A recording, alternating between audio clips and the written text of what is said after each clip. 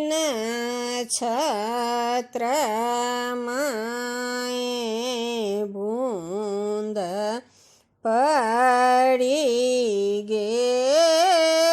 ગયેલા સળબન પુત્ર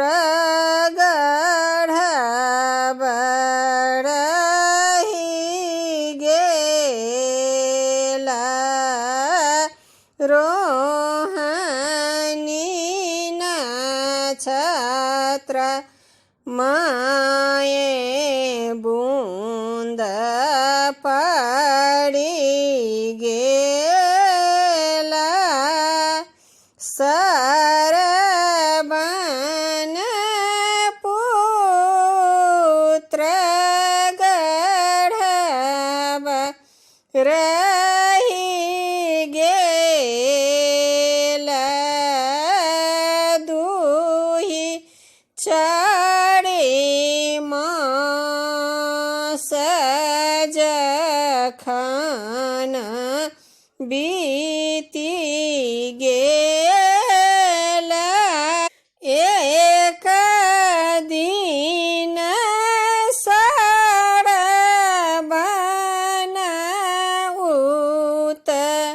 ઉત્પન્ન લેલા માતા પિતા કે સેબા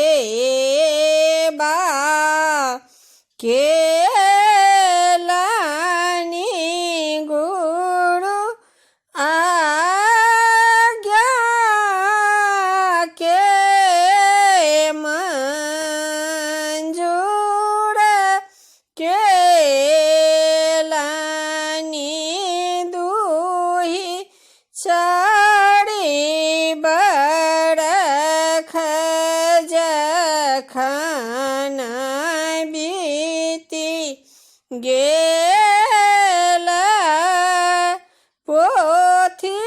પોથીલાએ સળબન કાશી પડહે ગયેલા દુહી ચડી બળખ જખન બીતી ગયેલા કાશી में सड़बन के घटना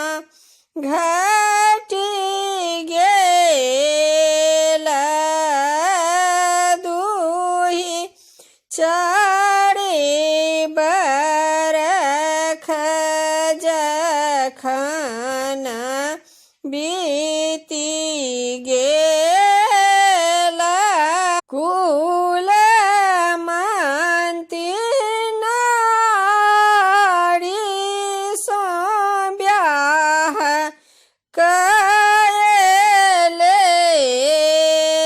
કયેલા દુહી ચડી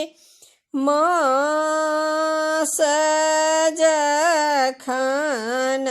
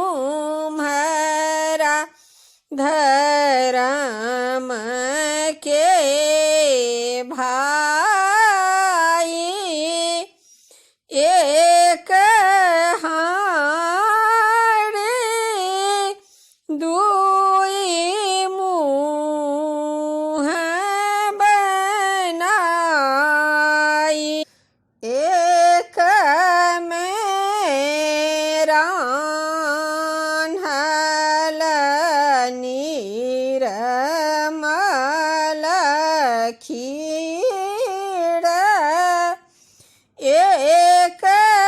माये हलखा टामहीड़ एक दिन सरबन परिचय लेला अपन थाड़ी माता पिता के देला माता पिता के थाड़ी अपने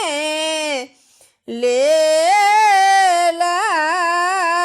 जीवा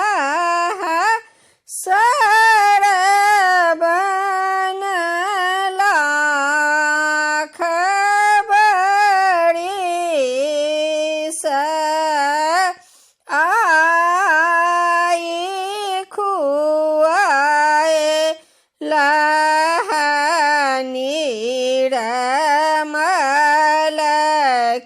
मलखीड़ दूही चाड़ी बरख जखन बीती गेला एक दिन सरबन काशी गेला सासु अपन कुल बेटी सब गुण आगर एक अवगुण कुश के दूही आसन बनाई माता पिता के कान चढ़ाई चलू है माता सरयुग तीर राम नाम के बना ये धुनी दूही चाड़ी को सजखन चली गेला आंधा आंधी के प्यास लगी गेला लाए कमंडल सरबन पानी आन गेला राजा दशरथ जी तीर मारी देला लाए कमंडल सरबन पानी आन गेला राजा दशरथ जी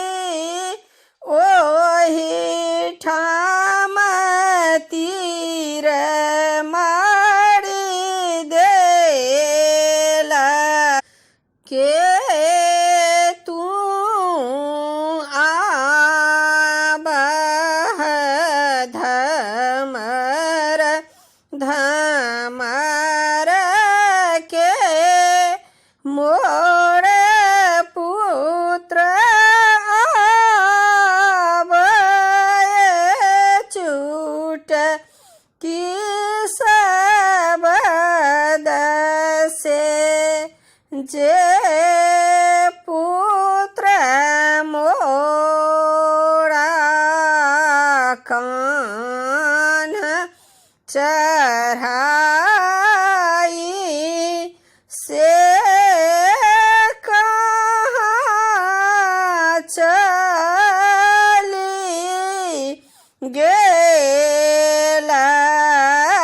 सत सत तू बताब राजा देव सरप देह नहीं देत काज मोहि सराप जुनी दिया है माता मारल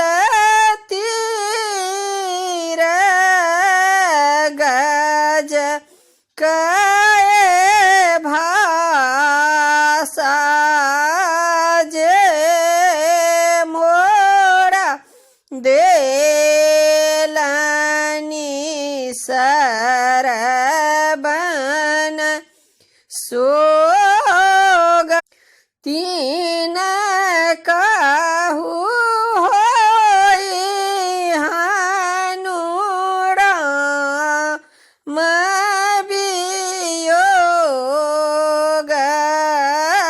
भनहि विद्यापति सरबन समर जे गावे से होए अमर भनहि विद्यापति सरबन समर जे